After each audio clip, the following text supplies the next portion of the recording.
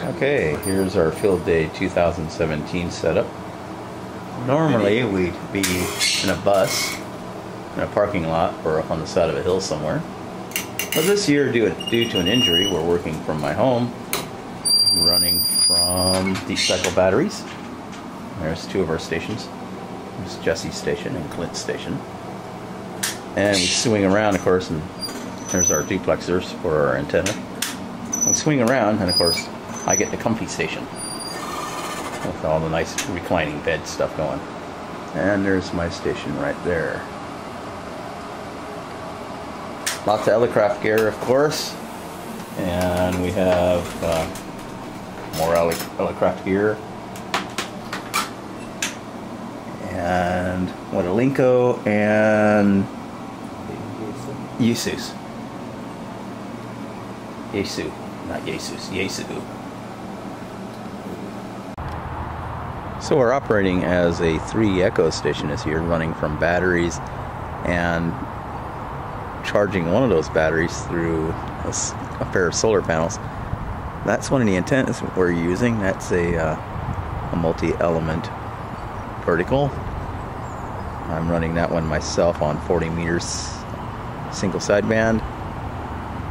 We ran until about midnight last night, and I stopped because my battery was going low and was no longer obviously charging from the solar panels I had it plugged into. And then swing across over here.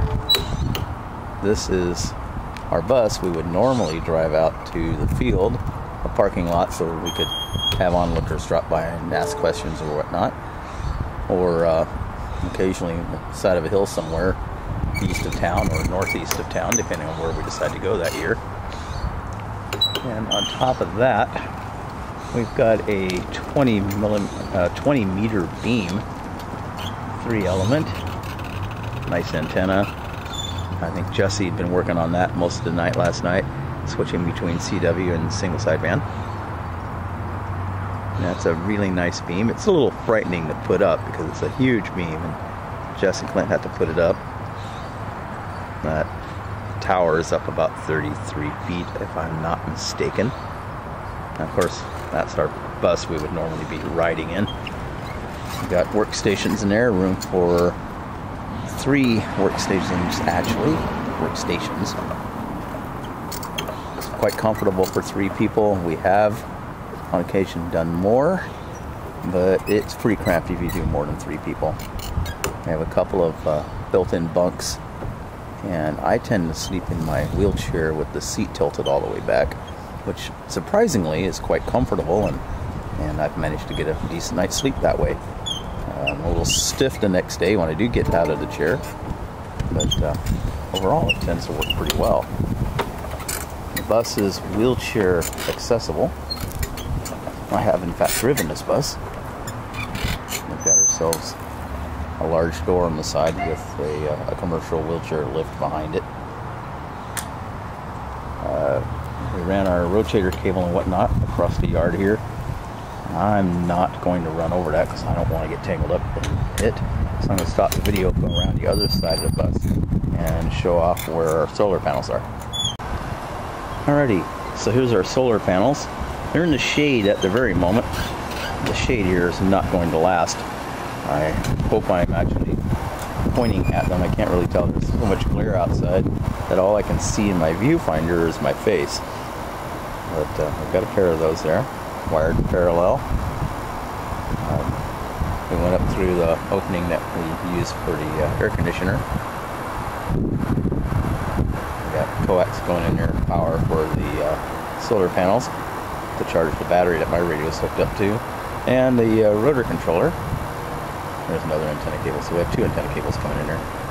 One of these antennas is right there, and there's so much sunshine coming off there, I doubt that you can actually see that, and I can't see it.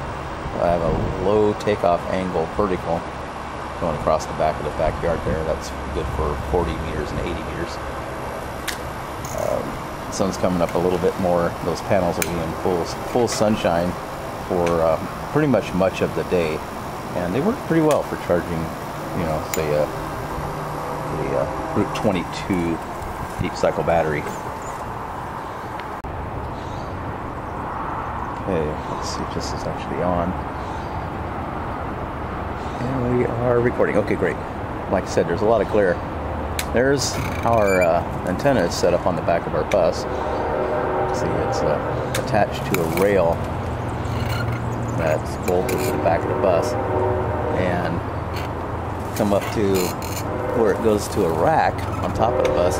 That's a pivot point, and we can actually retract the tower, disconnect a retaining bar down here at the bottom of the tower from the rack on the back of the bus, and swing the tower down so that it lays on top of the roof along the rack that's in front of the tower there. And then we have tie downs, metal tie downs that hold everything in place, keep it from moving, and a set of chains to keep the tower from expanding if we do a sudden stop in the bus, and causing it to stick out in front of the bus and hurt somebody. Whoa. I don't want that going down there like that. There we go. We have a ladder, of course, on the back of the bus to make it easier for Clint and Jess to climb up there and work with the tower. And also on the other side of the bus at the top are a pair of cargo carriers that have locking lids on them that we carry supplies in. As far as the bus goes, that is a 1984 Bluebird Minibird. Quite roomy, actually. It's very wide. It's on a good 2.5 ton truck chassis, GMC, I believe. It's got a there's a giant hole in my yard.